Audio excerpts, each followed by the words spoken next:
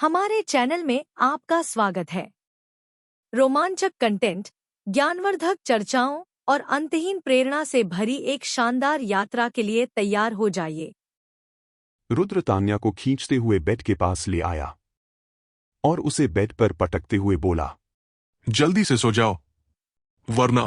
तान्या ने उसकी बात पूरी होने का वेट नहीं किया और झट से आंखें बंद कर ली। ये देखकर रुद्र मुस्कुरा दिया। वो बस उसे थोड़ा सा डराना चाहता था ताकि आगे से वो उसकी बातों को सीरियसली ले।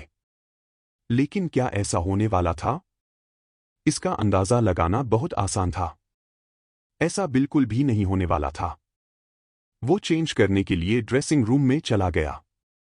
तान्या ने ब्लैंकेट हटाकर कमरे में देखा। रुद्र कहीं नहीं था। वो कुछ सोचती है।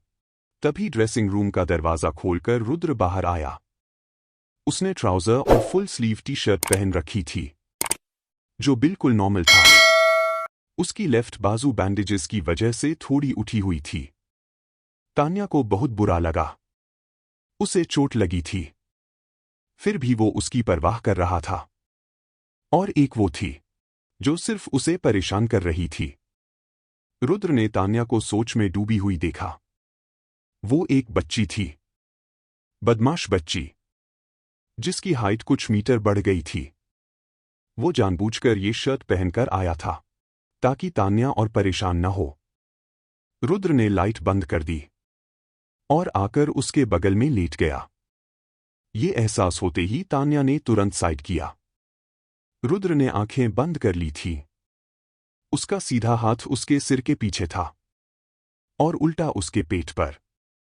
उसके उल्टे हाथ को छूते हुए तान्या ने पूछा, क्या अभी भी दर्द हो रहा है? नहीं। देखा, मैंने कहा था दर्द हो रहा होगा। तुमने दवाई ली? क्या तुम्हें पेन किलर्स चाहिए? मैं अभी डॉक्टर को कॉल करती हूँ, उसने कहा और बेड से उतरने लगी।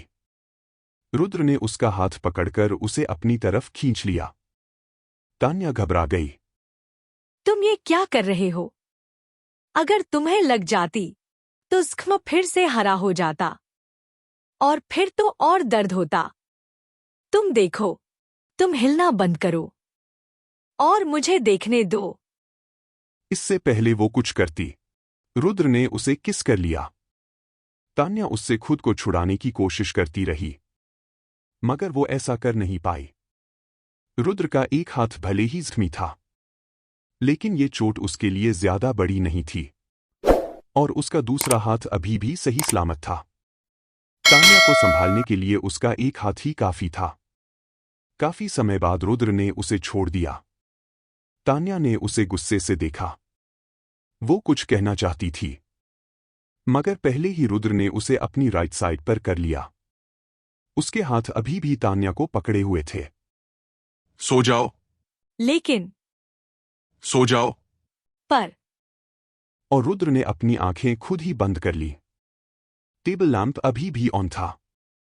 उसकी रोशनी में तान्या तब तक रुद्र को देखती रही जब तक उसकी आंखें बंद नहीं हो गईं। दूसरी तरफ हॉस्पिटल में साहिल ने काफी कोशिश की, मगर हॉस्पिटल के इंचार्ज ने ये कहकर मना कर दिया, पेशेंट की हालत अभी ठीक नहीं है। अगर वो ठीक भी होते तब भी हम उन्हें इतनी रात को डिस्चार्ज नहीं करते। ये हमारे रूल्स के अगेंस्ट है। साहिल कुछ नहीं कर सकता था। हाँ, अगर वो बलदेव राठी या राठी परिवार का नाम लेता तो उसे डिस्चार्ज मिल जाता, लेकिन वो ऐसा नहीं कर सकता था क्योंकि वेद ऐसा नहीं चाहता था। उस लड़की ने वेद को इमरजेंसी में एडमिट करवाया था और उस वक्त उसने उसका नाम अजय बताया था। इसीलिए अभी तक किसी को भी वेद के यहां होने के बारे में पता नहीं चल पाया था।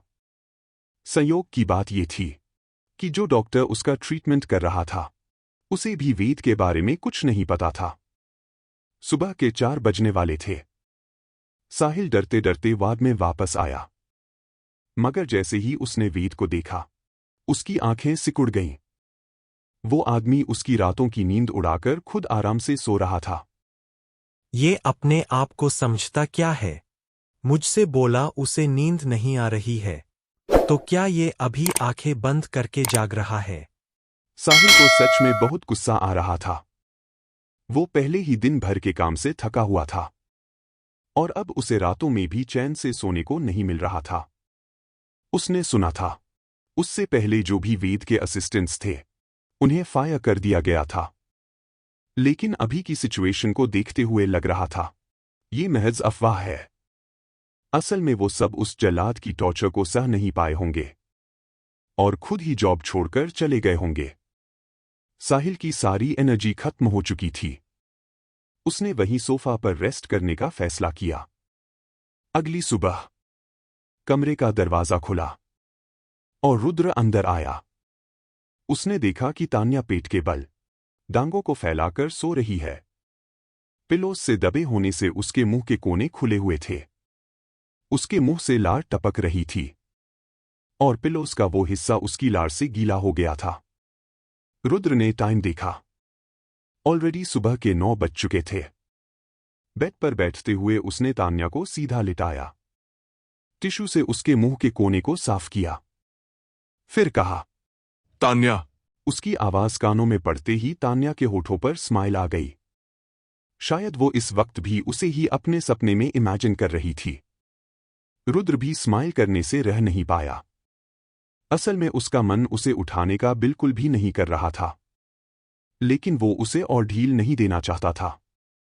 ऊपर से आज उसका इंटर्नशिप के लिए इंटरव्यू भी था। तान्या, चलो उठो, बहुत देर हो गई, अब जल्दी से उठ जाओ, रुद्र ने कहा और उसे नींद में ही उठाकर बेड पर बिठा दिया। काफी रात तक जागने की वजह से तान्या को अभी भी नींद आ रही थी। उसने अधखुली आंखों से रुद्र को देखा और नींद में ही बोली, थोड़ी देर और सोने दो ना। ये कहते हुए उसका सिर लेफ्ट साइड को झुक गया और वो वैसे ही सो गई। रुद्र ने एकदम गहरी सांस ली। तान्या शुरू से ही बहुत सोती थी। कई बार तो वो दिन में भी सो जाती। ट्रैवल करते वक्त वो कार में सो जाती। उसका सोने का कोई फिक्स टाइम नहीं था। जब भी खाली बैठी होती उसे नींद आ जाती। उसकी इस आदत को छुड़ाने के लिए रुद्र ने बहुत मेहनत की थी। उसने उसका स्केड्यूल फिक्स किया। उसे रात में जल्दी सोने को कहता। खुद सोने से पहले एक बार उसके रूम में जाकर चेक करता कि वो सोई है या नहीं। धीरे धीरे तान्या की आदत में बदलाव आने लगा, लेकिन रुद्र की आदत बिगड़ गई। उसे सोने से पहले उसे देखने की आदत हो गई। जब तक वो उसे देख नहीं लेता उसे अपने अंदर खालीपन महसूस होता, एक तरह की इनसिक्योरिटी फील होती, और वो इस आदत को खुद चाहकर भी नहीं छुड़ा सकता था। उसने गहरी सांस ली और उसके गालों पर थपकी देते हुए बोला, तान्या, वेक अप, जल्दी उठो। तान्या ने धीरे से अपनी आंखें खोली और नाराजगी से रुद्र को देखा। वो इस तरह से जगाए जाने से बिल्कुल खुश नहीं थी। उसे खुद को घूरता देख रुद्र ने उसकी नाक पर चिमटी काटते हुए बोला, जाओ जाओ, फ्रेश हो जाओ, 11 बजे से तुम्हारा इंटरव्यू है। ये सुनते ही तान्या की आंखें एकदम से खुल गईं। आज इंटरव्यू है? ओह गॉड, ये कैसे हो सकता है? वो तो कल था। मेरी तो अभी तैयारी भी पूरी नहीं हुई है। मैं कैसे करूंगी? सब कुछ बड़बड़ाते हुए वो बैठकर कुछ ढूंढने लगी। उसने ब्लैंकेट को भी नीचे गिरा दिया और थोड़ा फ्रस्ट्रेटेड होते हुए बोली, ओह गॉड, मेरा फोन कहाँ है? सोने से पहले मैंने बेड पर ही रखा था। तुमने देखा क्या? रुद्र की आंखें सिकुड़ गईं। उसने तान्या को देखा, जो अभी भी नींद में लग रही थी। तुम्हारे पास आधा घंटा है, जल्दी से तैयार हो जाओ। ये कहते हुए रुद्र बेड से उठ गया। तान्या को एकदम से होश आया। उसने अपने आसपास देखा और रात में जो कुछ भी हुआ था वो सब उसे याद आते ही उसके गाल बिल्कुल लाल हो गए। वो शर्माने लगी। तभी उसे कुछ गलत लगा। उसने सिर उठाकर सामने देखा। रुद्र उसी को देख रहा था। उसने एकदम से अपने एक्सप्रेशन संभाले। खुद को नॉर्मल दिखाते हुए कहा, वो वो मैं लेट सोई हुई थी ना, तो इसीलिए नींद नहीं खुली। मैंने अलार्म तो लगाया था, लेकिन फोन कमरे में है, तो नेक्स्ट टाइम से मैं ध्यान रखूंगी। मैं फ्रेश हो जाती हूँ। ये कहते हुए वो बेड से उतरी। मैं आधे घंटे में नीचे आ जाऊंगी। उसने ये कहा और अपनी स्लीपर्स ढूंढने लगी। फिर सडनली उसे याद आया, वो तो यहां नंगे पैर ही आई थी। ऑकवर्ड फील करते हुए उसने दांतों तले जीभ दबा ली। खुद को डांटते हुए बोली, तान्या, तुझे क्या हो गया है? तू क्यों डांट सुनने वाले काम कर रही है? उसने ऑकवर्ड स्माइल करते हुए रुद्र को देखा। इनोसेंट शक्ल बनाते हुए बोली, सॉरी, आगे से नहीं होगा। और ये कहने के साथ ही वो जल्दी से वहां से चली गई। दरवाजे की तरफ देखते हुए रुद्र ने लाचारी से सिर हिलाया। एक परफेक्ट इंसान होते हुए भी वो अपनी ही वाइफ को परफेक्ट नहीं बना पाया था। ये उसकी जिंदगी का सबसे बड़ा फेलियर पॉइंट था। कमरे से बाहर आकर तान्या ने गहरी सांस ली। बच गई, वरना कल जो गलती की थी उसकी सजा आज मिलती। उसने ये कहा ही था कि एक आवाज उसके कानों में पड़ी। तुम अभी तक तैयार नहीं हुई। उसने सामने देखा। विक्रांत कुछ फाइल्स लेकर उसकी तरफ आ रहा था। तान्या ने मुंह बिचकाया और बोली, तुम्हें क्या लगता है मैं तैयार हुई या नहीं? विक्रांत ने उसे आंखें दिखाईं। ये लड़की जो सबसे अच्छे से बात करती थी, यहां तक कि वो जॉन के साथ भी अच्छे से पेश आती थी, लेकिन उसके और चिंटू के साथ वो हमेशा लड़ती रहती थी। उसने उसकी बातों को इग्नोर किया और कहा, वेल, मुझे लगता है कि तुम रेडी हो गई। तान्या ने उसे घूर कर देखा। अब लो, इंटरव्यू से पहले इसे पढ़ लेना। बॉस ने स्पेशली तुम्हारे लिए रेडी किया है। तान्या खुश हो गई। उसने वो फाइल ली और उसे वहीं खोलकर देखने लगी। उसे टोकते हुए विक्रांत ने कहा, तान्या, क्या सच में आज 11 बजे से तुम्हारा इंटरव्यू है? हाँ, आज ही है। तान्या ने लापरवाही से कहा। उसका पूरा ध्यान फाइल के पन्नों पर था। उसकी बात सुनकर विक्रांत को कुछ गड़बड़ लगा। तान्या, तुम्हें पता है टाइम क्या हो रहा है? नहीं। उसने कहा और विक्रांत की ओर देखकर पूछा। एक्चुअली मैं टाइम देखना ही भूल गई। कितने बज रहे हैं?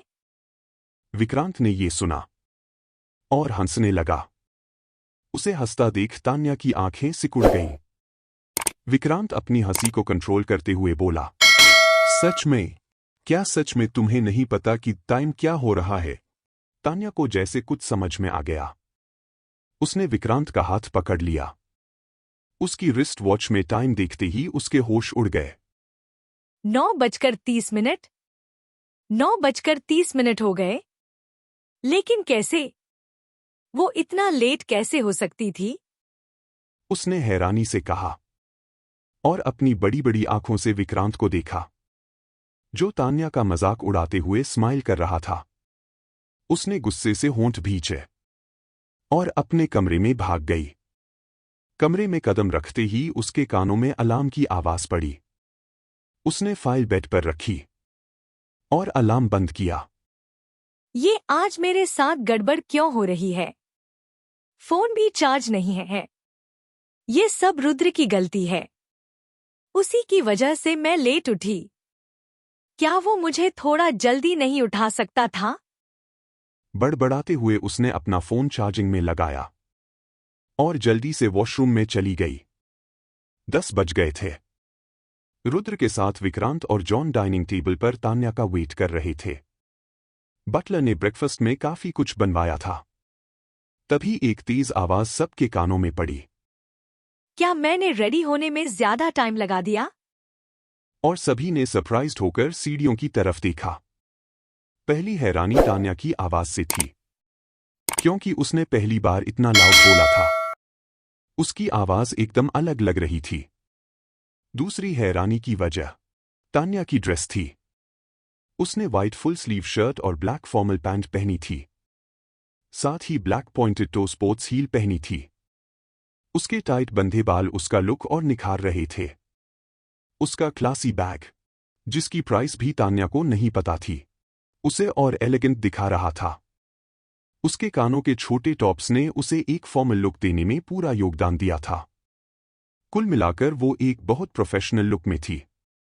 सभी को हैरानी से अपनी तरफ निहारता देख तान्या बस मुस्कुरा सकती थी। उसने बैग चेयर पर रखा और रुद्र के बगल में बैठ गई। आगे क्या हुआ जानने के लिए सुनते रहिए हमारी ये कहानी, सिर्फ और सिर्फ मजेदार कहानियां पर। वीडियो देखने के लिए बहुत बहुत धन्यवाद। अगर आपको यह कहानी पसंद आई हो तो लाइक, शेयर और सब्सक्राइब करना बिल्कुल न भूलें। मिलते हैं अगले वीडियो में।